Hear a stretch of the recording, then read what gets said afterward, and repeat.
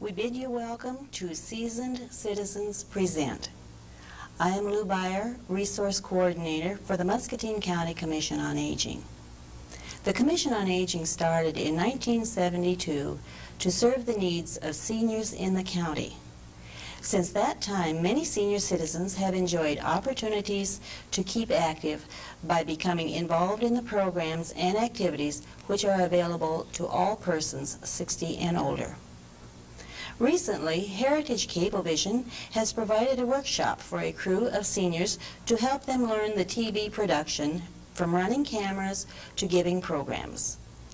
As a result of these workshops, these seniors will not only be able to participate in the activities available, but will be able to tape them for the enjoyment of others.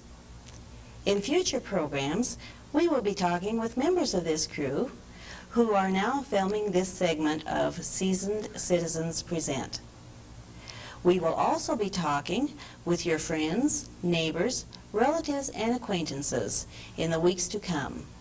So we hope that you have an opportunity to participate through watching Heritage Cablevision. Please check your local TV schedule. We encourage senior citizens to let us know your ideas for programming. If you would like to take part in these productions, please give us a call. We may be reached Monday through Friday from 8 to 5 at 263-7292. When you see this familiar logo, you may be certain that a senior citizen is involved in actively participating in these programs. This logo for the Commission on Aging was designed by artist John Quirk. You will see a stylization of a C and an A with just a suggestion of a seed opening into a sprig of leaves. Relating to the concept that aging is a lifetime process of continual growth, the logo of the Commission on Aging reflects the Commission's purpose of nurturing growth for all persons. The symbol is in bright green to point out that life does not need to become dull because some magical age has been reached. We thank you for watching this program today, and we welcome your comments. Thank you.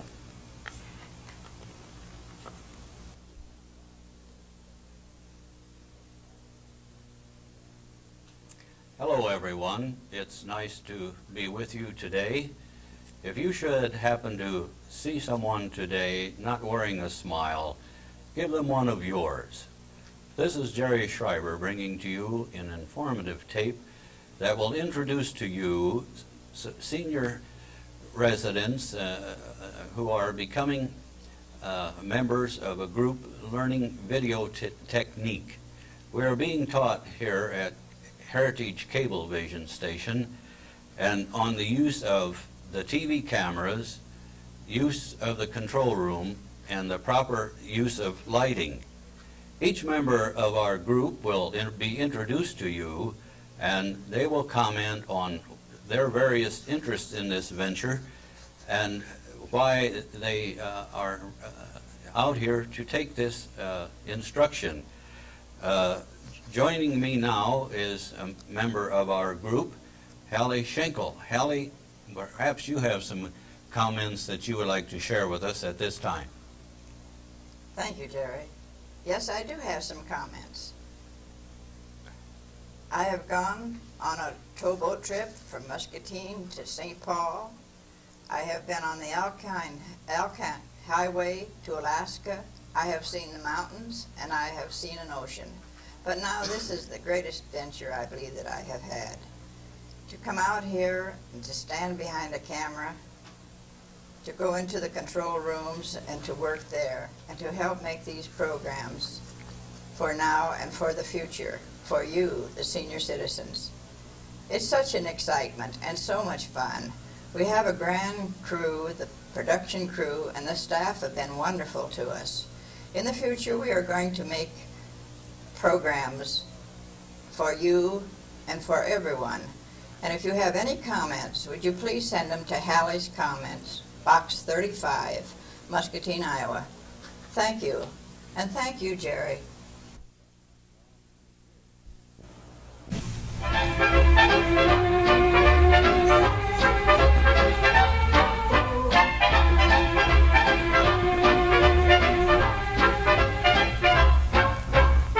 Clock ticking like a wrong electric chair waiting for them. Yes. See. Welcome to Seasoned Citizen Present. Our program today is Aging and the Elderly. I'm Walter Jensen, also a member of the television crew. Our guest today is Karen Tynes, Executive Director of Iowa Commission on Aging. Welcome to Muscatine, Karen. We appreciate the opportunity to talk with you during your brief visit to Muscatine. Thank you. I appreciate the invitation to stop by. It's my first visit to Muscatine, as a matter of fact. Well, we hope you come back again sometime, and we're on the mighty Mississippi here. It makes it real nice. Now, Karen, I have the pleasure of attending some of the same sessions you have in my work with the Older Iowa Legislative Committee, and also attending the Governor's Conference. And I know you have a great interest in the services for older Iowans. And in order to inform our viewing audience of your experience in the Aging Network, with your permission, I would like to read a biography from the Coming of Age brochure. Karen L. Tyne, Executive Director of the Iowa Commission on Aging since 1938. Ms. Tynes came to Iowa from Ohio, where she was the director of an area agency on aging in Dayton. She currently serves on the boards of directors of the United Way of Central Iowa, the Alzheimer's Disease and Related Disorders Association of Des Moines, the Mid-American Congress on Aging, and the National Association of State Units on Aging. The background that you have, Karen, I'm sure some of the questions I'm going to ask you that it's just going to be easy for you to answer. So I hope that we can get through some of these questions. Now, the life expectancy is getting longer, so people are living to be in the ages of 80, 90, and even up in the hundreds. That's correct. And I recall attending the Governor's Conference, I think it was about 2 years ago, when you had invited a group of the elders to attend the last session, or last day of the session, and to honor them. And most of this group was, all of them were above 100. That's right. And the governor, I recall, asked one of the gentlemen, I think he was 102 years old, if he'd like to get up and say a few words. So the gentleman got up and he looked around at the group, and he said, "Gosh," he said, "I never seen so many old people." So they have a sense of humor also. Now, the Aging Network now is leaning heavier toward the older side of the scale, of the age scale, as we well know. Now, can you tell us how this will affect the health care which will be available to older Iowans? Now, such as maybe long-term care, or Alzheimer's care. Would you like to? Well, that's right. The state of Iowa is beyond the graying of Iowa. We're now facing that time that no other state has had to face, and that's that time of the aging of the aged. In the past 3 decades, when the state's population grew by about 11%, Iowa's 85-plus population, or those individuals aged 85-plus, grew by 188%. So we have quite a growth of the very old population, and among our centenarians we have quite a growth. In 1980, the Census Bureau recorded approximately 14,000 centenarians, those people aged 100 or over, around the United States. They located approximately 1,000 of those in Iowa. So we have a very, very high percentage of the nation's grand elders, as we call them, living here in this state. And I think that says something about the quality of life in Iowa. But with the growth of the very old population, we face some very serious issues concerning multiple chronic conditions that lead to long-term care needs. And in Iowa, we historically have built beds in long-term care institutions to deal with this. Now we're putting a great deal of money into in-home health care. Hopefully we'll start focusing on a more holistic approach to dealing with the very old individual's needs, as opposed to just the health or just the institutionalization, such as increased adult daycare, increased support for family members, whether it's family members of Alzheimer's victims or family members in general. There's a great effort out there by family to care for elders, and nationally it's been documented that approximately 80% of the long-term care is provided by family members. I think we have a responsibility to strengthen and to shore up that family support and allow families to give the kind of care that they so badly want to give for their elders. Well, that was one of the questions I want to ask you. It was what the Commission was doing on aging, to ensure that the elders in the greatest need have access to these services. Well, just recently the commissioners adopted a report and recommendations by the Governor's Ad Hoc Committee on Minority Participation, which looked at primarily minority elders, but also takes into consideration those in poverty and the very old, the very frail with multiple needs. And it's a set of very serious recommendations that say that the Commission on Aging, or the new Department of Elder Affairs, as we will be called July 1st, must monitor and ensure that area agencies on aging are addressing these needs. We have then in turn given area agencies some very strict criteria by which we expect high performance. We will be working with the area agencies one-on-one through training and technical assistance to get those elders with the greatest economic need or the greatest social need more involved in planning for services as well as recipients of services. Yes, I know in my past 10 or 12 years that I have been working with the senior citizens through AARP and also through the Iowa legislation, and I can see a great need for a lot of these services, and we hope that that will come through okay. Now, in addition to the health care problems, what other problems the older Iowans are of concern to you now? Well, I think health care is a national issue. Escalation in costs, curtailment or cutting back in Medicare payments, increased out-of-pocket expenses of elders really is creating a substantial problem for elders in general, and a substantial concern for those who are well at this point but may need support in the future. And we've been talking about the needs of elders who are at risk of institutionalization, but of additional concern to the Commission is the fact that we believe elders are being underutilized in this state, that we have a wealth of experienced individuals who have some time now and would be willing to make commitments to both public sector as well as private sector to work on the state's economy, to work on social problems in the community, to help shore up the community. And one of our concerns is to organize a resource type focal point for those elders who don't need services from the community but need to be able to give to the community, so that businesses and organizations have a reservoir to tap into. And I think it could be terribly exciting for elders to be able to pick and choose new vocations, whether they're paid or unpaid positions. But more than anything, it maintains elders as contributing members of the community.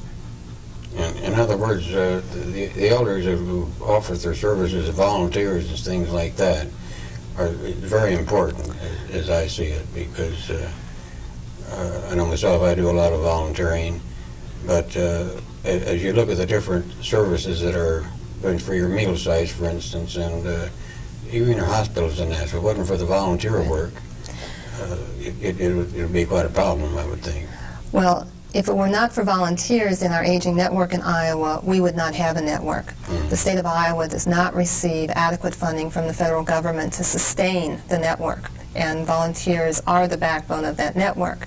But beyond the aging network, I've been very impressed as I've visited with people during the governor's volunteer recognition ceremonies that are being held around the state to see such a high number of elders being honored, whether they work for the blind, for human services, for refugee services, and human services in general in the state are dependent upon the volunteer work of elders primarily. Once again, because of the commitment of time and energy that elders might be able to make, but because also they bring such a high level of expertise to those volunteer positions. I know personally for myself, I get a kick out of it, seeing somebody else, and I feel that if I can put a smile on someone's face each day, it's made my day, and it makes me feel good. Is there anything else that you think would be of help to the elders? There's a great need, I think, for, like you used to say, housing. As I recall, when I was younger, children took care of the older people. And nowadays, it's with maybe both members of the family working out there, they don't have the opportunity. And it really is a need for a lot of these things that we are doing now. Well, children are still tremendous caregivers, and we face an interesting situation for the first time in the history of the world. We can document 5 generations existing simultaneously. Great-grandparents, grandparents, parents, adult children, and their children. And there's a great deal of strain often placed on the adult children or the parents of those adult children, trying to balance relationships between responsibilities to their elder relatives as well as to their own children and to their own personal lives and jobs. But we are working on housing options. Historically, when subsidized programs for elders reached a peak, there was a great deal of money dumped into subsidized housing for the elderly. And if you traveled around Iowa, you would see some apartment complexes or cottage complexes with apartments for elders. And those are very fine. But that is only one option that should be available to older people. Just as non-elderly, we provide an array of options in living situations. And one of the things we've been working on most recently is an eco-housing project, which is a modular home that is brought in to be placed on the same property as the adult child's, and the plumbing and sewage and electricity is linked to the same system as the main house would be, and they sit that modular home, lift it off the flatbed truck and place it on pylons and tie it down securely, and it gives the elder relative the opportunity to live close, but to live in his or her own home, so that meals could be taken together, grandchildren could visit. If the elder is not well at some point and needs some assistance, the assistance is there to help the elder back to recovery. So there's still a sense of independence and there's also a sense of privacy that's maintained for both families. So we're pretty excited about that concept, and that prototype, the actual modular home that we're developing, will be on display at the Convention Center in Des Moines during the Governor's Conference on Aging. So we're pretty excited about having that there. Yeah, I'll be glad to look at that, because we, in the Older Iowa session last year, more or less brought up a bill similar to that, and I know there was quite a bit of favor of it in the Older Iowa legislation. And I find, like with delivering meals to these people that are still staying in their home, they feel so much more happier, I think, that way. And if they get a good hot meal once a day, why, at least it helps them along that much. And there are so many things like that that I feel that if we can continue to do, it's going to make the older population, Sure. the elders, feel much better, because they feel they're not being neglected and that there. And it is quite a problem.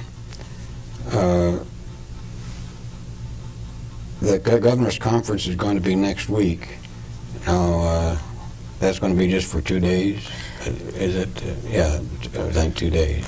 The Governor's Conference is scheduled for May 21st and 22nd. Dr. Arthur Fleming will be giving the keynote address on the 21st, and on the 22nd, Billy Sewell Johnson, who is a director of an area agency on aging in Toledo, Ohio, will be giving a keynote address on how we do target toward those with the greatest need. And I think it's going to be very exciting. We're expecting a number of centenarians in. The year you saw the governor present awards was the first year that we began presenting awards to centenarians, and we've continued every year since at the Governor's Conference on Aging. And it's such an exciting time to see all those years of wisdom sitting together. And we anticipate a number of centenarians coming in for that. The third day is not a part of the Governor's Conference, but we're co-sponsoring an interesting forum that's being held in conjunction with the Governor's Conference and co-sponsored by Blue Cross Blue Shield of Iowa. And it's a health policy forum, the coming of age that you mentioned, which I think will be very exciting, because what we will be doing is bringing elders who are advocates together with policymakers and some providers and carriers of insurance to talk about specifically long-term care issues and whose responsibilities are what. What is the responsibility of the elder? What's the responsibility of private sector? And what's the responsibility of government in working out a plan to ensure quality care as we all grow older? Yeah, I think that's a very important issue, and I know I've attended to quite a few of the governor's conferences, and the subjects that they cover and different things like that are very interesting.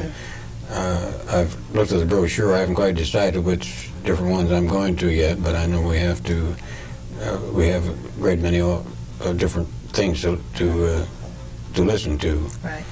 And I'm looking forward to it, and I intend to stay over for Friday to that conference with the Blue Cross and that there. So it's very important. I think it's really a critical first step at looking at how we pay for long-term care in the state. And Blue Cross Blue Shield has been very concerned about that also as the intermediary for Medicare. They can certainly monitor the increasing problems that elders are facing. In addition to that, we're working very closely with the Medical Society to deal with the need for increased geriatric specialists in the state, in the field of medicine. A lot of elders are really very concerned that we are not focusing on geriatric medicine as much as we should in Iowa. And the Medical Society also seems to be genuinely interested in developing some sort of format at the University of Iowa hospitals. Yeah, personally, I take a lot of medicine myself, and there's some of the stuff I can't take. There's not generics, and it gets rather expensive. And I would think that they could come up with something one of these days that, without sort of socialized medicine. I'm not sure. Right. Well, and I think that drug program is something else that we should be working very hard on. You're not alone with the number of medications you might take. A lot of elders do have a combination of problems, and they're still very active and very busy, but that's as long as they maintain control of their lives through some medication. And recently, while it did not get through the legislature this year, there was an amendment made by Representative Mike Van Camp, who is also one of our commissioners, regarding how some of those funds from the video lottery game should be spent. Mike's amendment would give 25% of the proceeds from the video lottery to the Commission on the Aging to implement a prescription drug program on a sliding fee scale for the elders of Iowa, so that depending upon income, you would have some of your expenses on prescription drugs offset by the state. Oh, yes.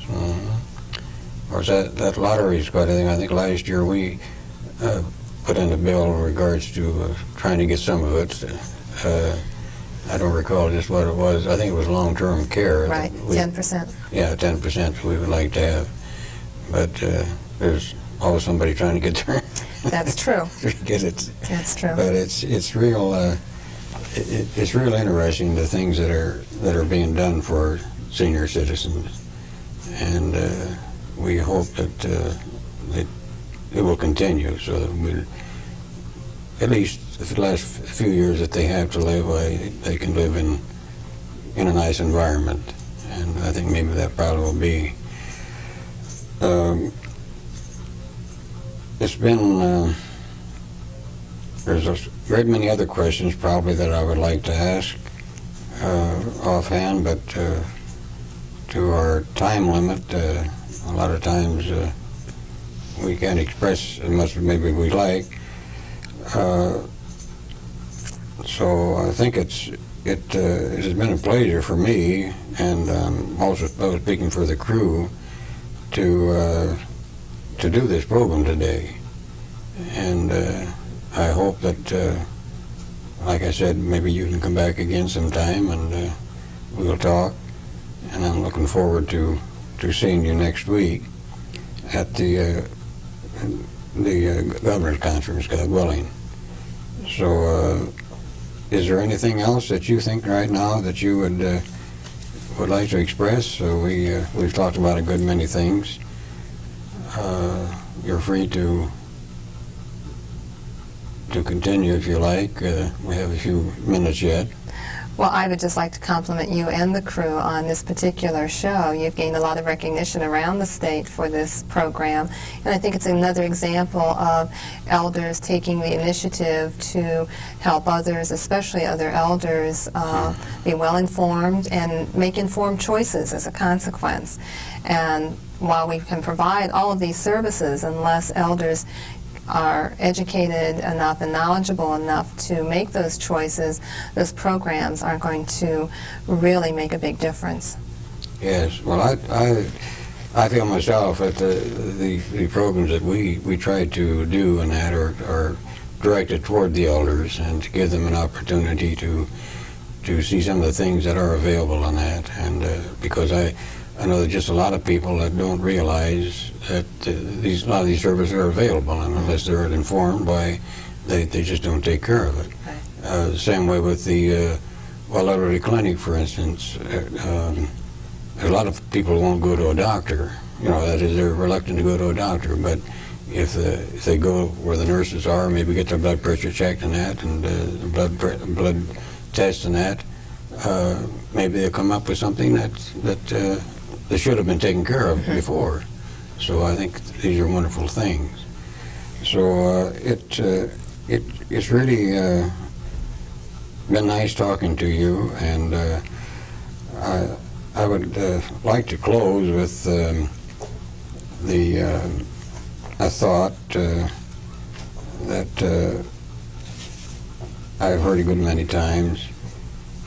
If it's not the deeds that we leave undone, but the deeds that we do for someone that makes life worthwhile. And I think this goes very well with this. So, again, I want to thank you, and I hope you have a nice time in Burlington tomorrow. Thank you. Yes, and thank you.